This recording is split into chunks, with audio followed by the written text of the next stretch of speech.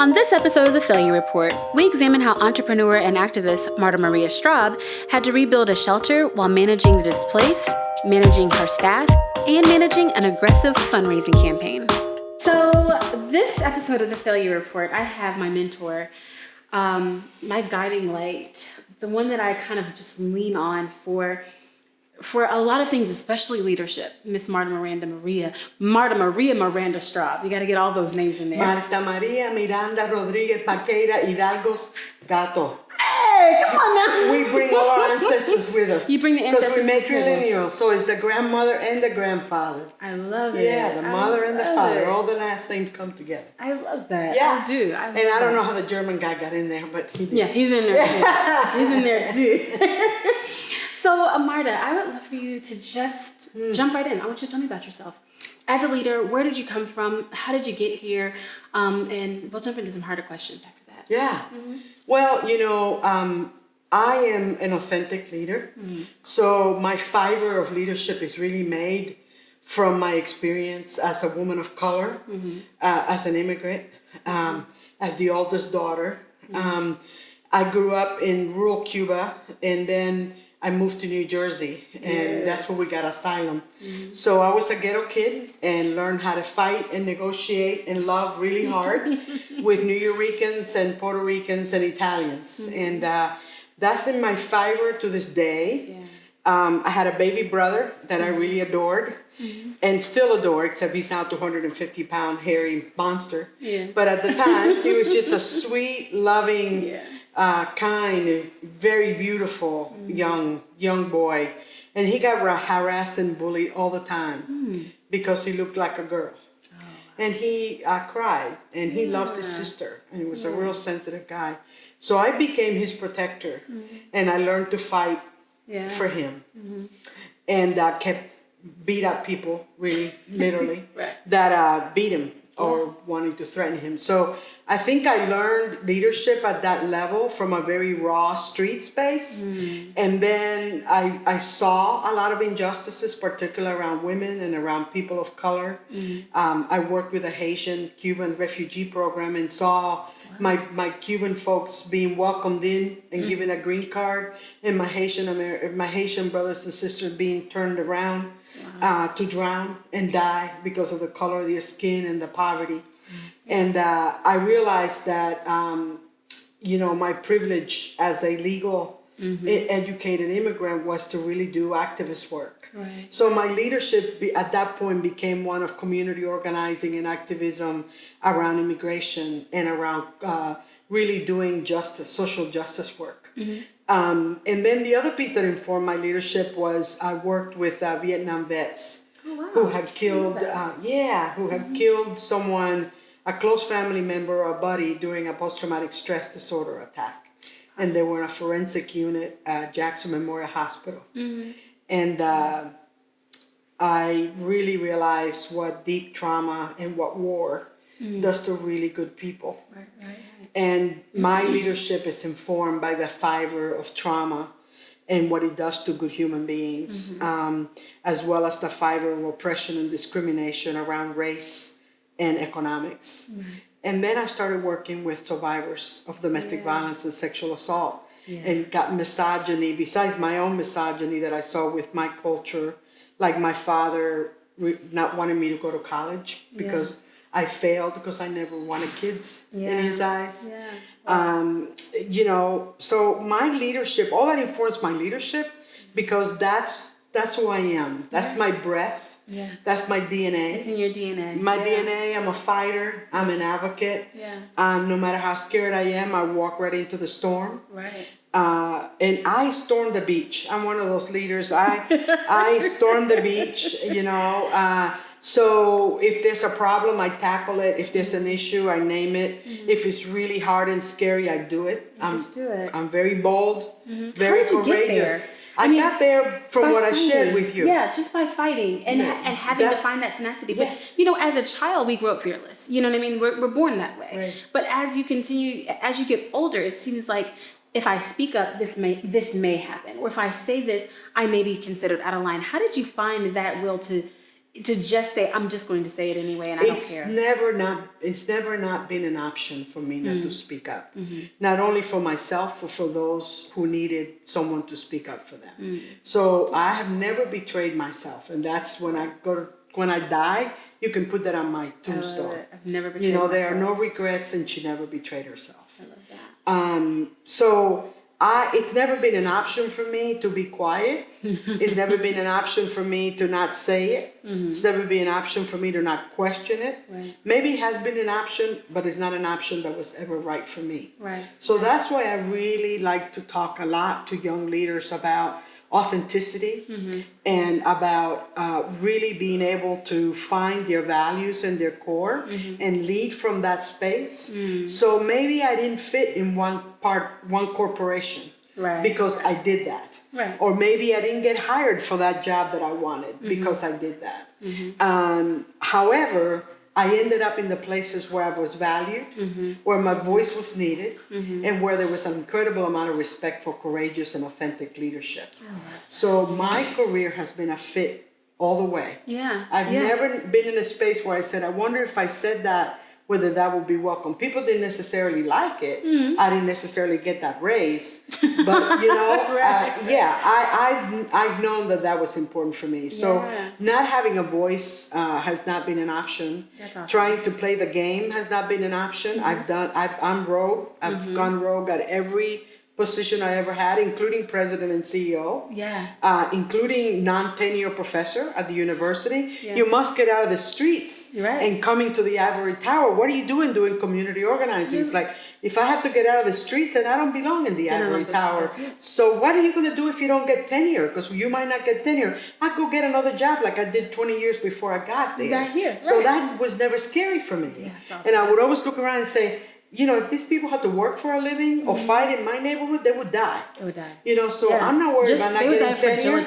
I'm not worried about not getting tenure. Really, tenure was not my goal. My goal was to teach students and build capacity, right? So I got tenure. I got published. I did community organizing. I did it. Did some people like it? No. So how did you get that computer, Dr. Miranda, when you just got here? And I said, well, I'm actually having an affair with a chair.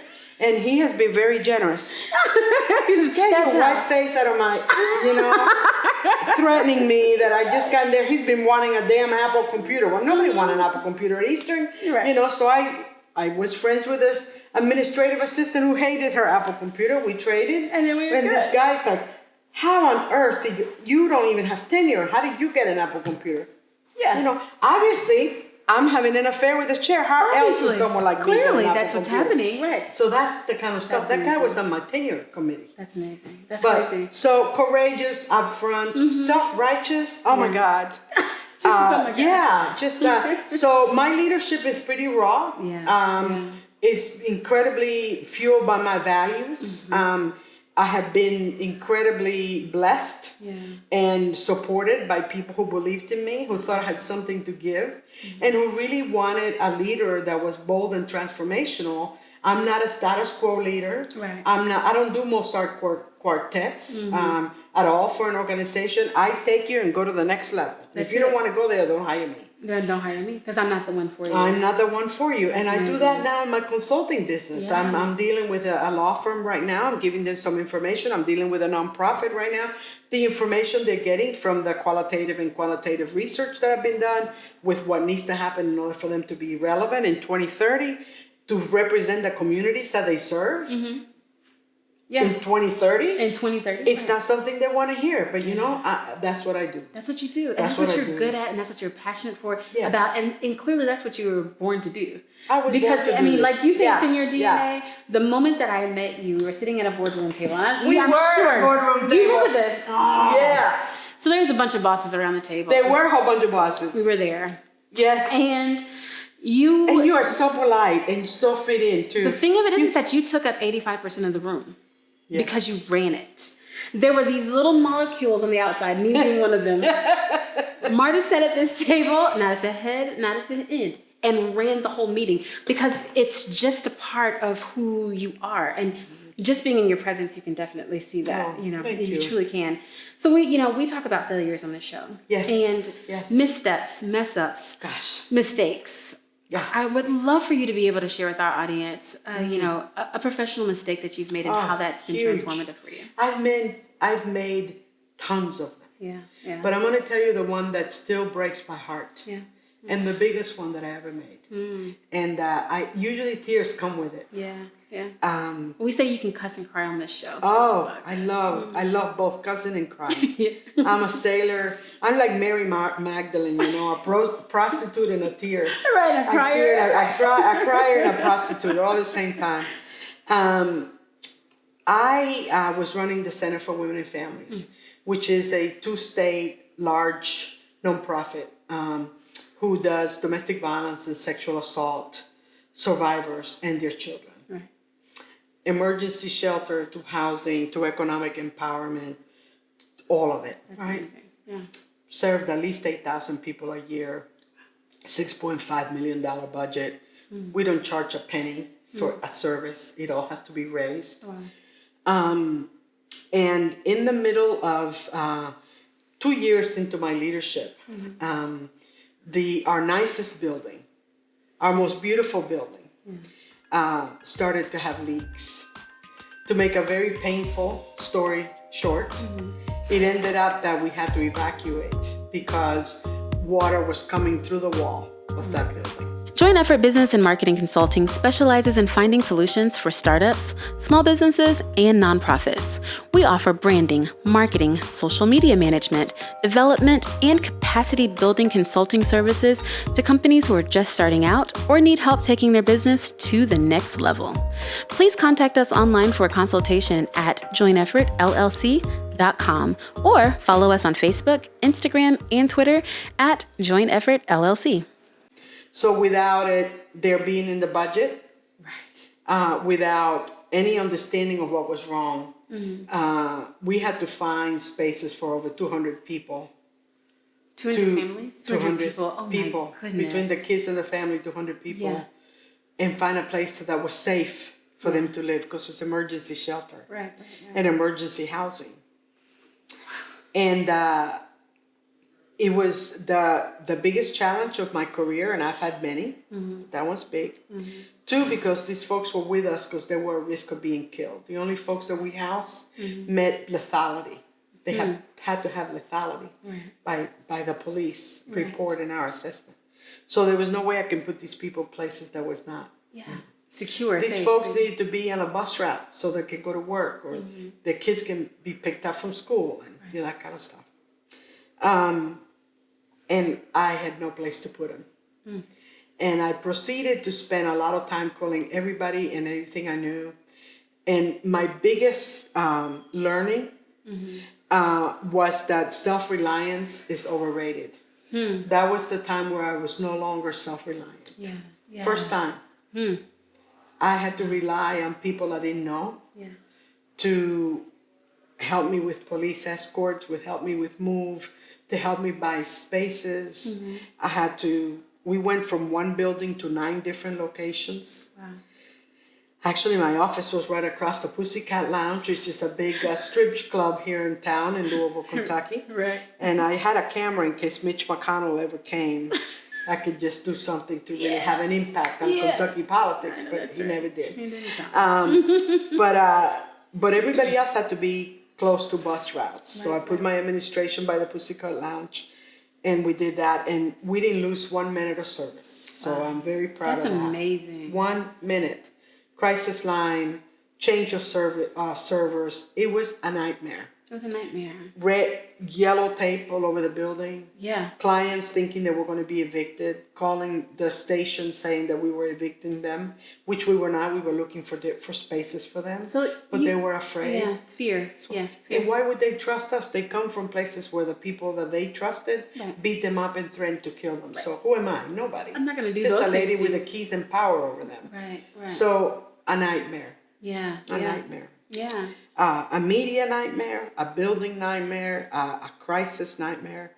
And it was not an option from my leadership space, knowing what I know about trauma, to close the building and not have space. So the double layer of having the mission had to go on 24/7, 365 days a year. Right. Spaces for my advocates, my clients and their kids and our pets. And the pets. And the pets had to be found. Wow. It had to be maintained. Right. And had to be secure. Right. And on top of that you have an 80,000 square foot building. Right. That you don't know why it's falling apart. So I stormed the beach. Guess what I did? What's it? I started to raise money to fix the damn building. And to make a long story short, I was successful in raising $6 million to renovate the building. $6 million. And how long did this take you? It took me 2 years. Wow. To raise $6 million for the building while I'm raising money to feed people, pay rent. I have $40,000 bill rent a month. Wow. Now, I didn't have to pay rent. We own the building. Right. Now I have $40,000 rent. Right. I have police, off-duty police. Yeah. Because these folks are... So your budget is just turned upside down. My budget. I went into the biggest deficit probably that agency had in 100 years. 2 years into the position. Into 2 years into the position. Yeah. 9 different locations. Add to the $6 million you have to raise to keep the doors open. About 40% of that is grant. The rest of it you have to raise. Right. Add a capital campaign On top of that. to assess and renovate the building. Wow. Biggest Yeah. challenge. Yeah. So I wanted to quit every day. I bet. I counted 42 resignation letters. Wow. I wrote them. I put them in a drawer. Actually, I'm going to say it. I put them in a God box. Okay. I have a God box. You have got back. Yeah. So whenever I'm out of control or I don't know what to do about something and I need to buy a little time, I put things and put it in the God box. Then I can go up and go do what I need to do. Interesting. I surrender. Right. Surrender to a higher order. Yeah. So I put, every time I wrote a resignation letter, every time I wanted to quit, I put it in the God box. Yeah.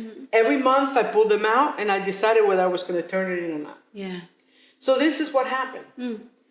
Who on earth is going to take over the leadership of a building who is now in crisis, in the middle of a capital campaign, in 9 different locations?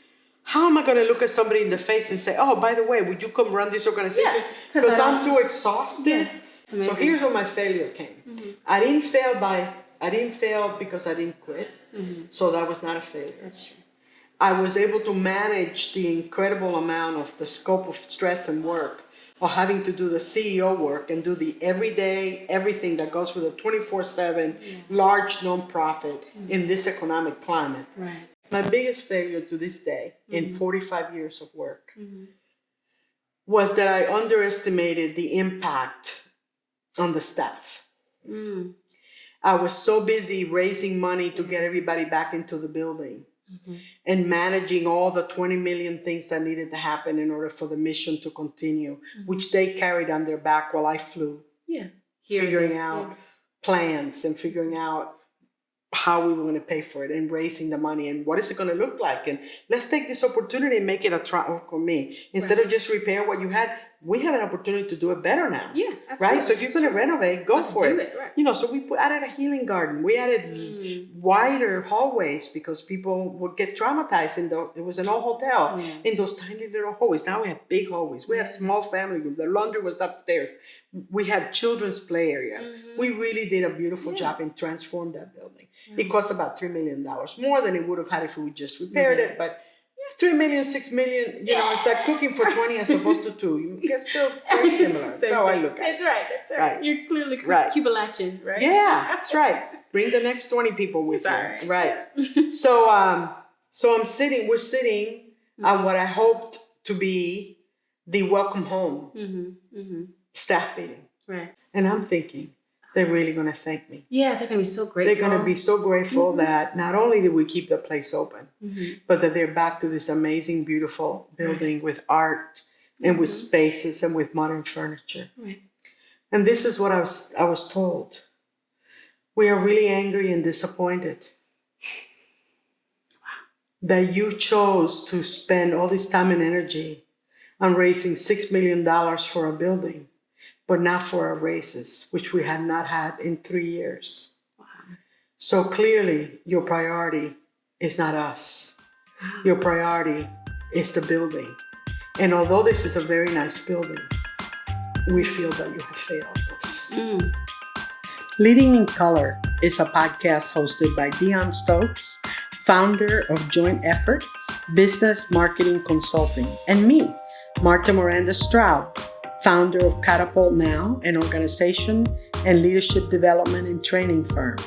We thrive on engaging in raw, courageous conversations and topics that unpack systems of oppression that impact leaders at the margins of white, patriarchal culture. So I went to the protest, and when I went to the protest, there weren't a lot of white faces in the crowd. And I thought, what's wrong with this scenario? Because, people have been organizing around all these issues, and in the white activist community, there was this question, why don't black people join our movements? Right, as opposed to, why aren't we at the table in their movement? We are passionate about naming and dismantling the barriers of implicit bias, raising consciousness, and forging new ways to think about leadership that does not replicate power over others and create transformational leadership models based on systems of liberation. Join Leading in Color. Join the revolution. To them, that was not my intent. Sure. But it was the impact. It was the impact. I was moving so fast You didn't take time. on the goal of getting them back into the building. But I didn't bring them along. I didn't ask them whether the building was that important to them. Yeah. I assumed that it was. Because without a building, where the hell are you going to do your mission? Sure. In this ratty little building that I was able to rent from HUD. Right. Because they were going to condemn it. Right. No. So, but I didn't engage them, which I usually do. I'm that kind of leader. But I'm not that kind of leader in crisis. You're in crisis, I go. And if you come with me, great. If you don't, hope that I don't get killed. Right. That's it. I stormed the beach and I did it. And what I thought was going to be, this is the art. We're so glad to be home. Yeah. Thank you for keeping the doors open. Thank you for this building. And I don't need a lot of thank yous, but I certainly needed that one. Just one. Yeah. You just needed a small one. I got it from the board. I got it from the donors. I got it from the media. I got it from the mayor. But you know who was really important to me? My staff. Your staff. What was that meeting my like? staff. I failed my staff. What was that meeting like? When they said those words to you, what was your initial response? I'm still in shock over it. Yeah. And that was how many years ago now? It's still shocking. Oh yeah, that was 6 years ago. Yeah. Yeah, 6 years ago. And maybe 7 now, because I've been rewired a year and a half. We'll talk about that in a minute. I sat there in shock, in disbelief. My first reaction to everything is angry. I'm a Jersey girl. Yeah. It's let me pull out my razor blade and slice you down. But this was my advocates in a staff meeting. I wasn't going to do that. Right. So I do have some self-regulation and some self-awareness. Not much, Not but much. enough. It was there. Yeah. And I said, well, I am deeply sorry that I didn't stop long enough to find out what your priorities were. Right. And I assumed that the priority was to get us home. And I've been trying to get us home for 2 years. Right. And I'm really sorry that I failed you. I want you to know that you haven't failed me. Yeah. That you kept these doors open, that you've worked in the shittiest places I've ever been, that you never did not come to work. And because you were doing that, I could fly to make this building happen. So I'm more proud of you today.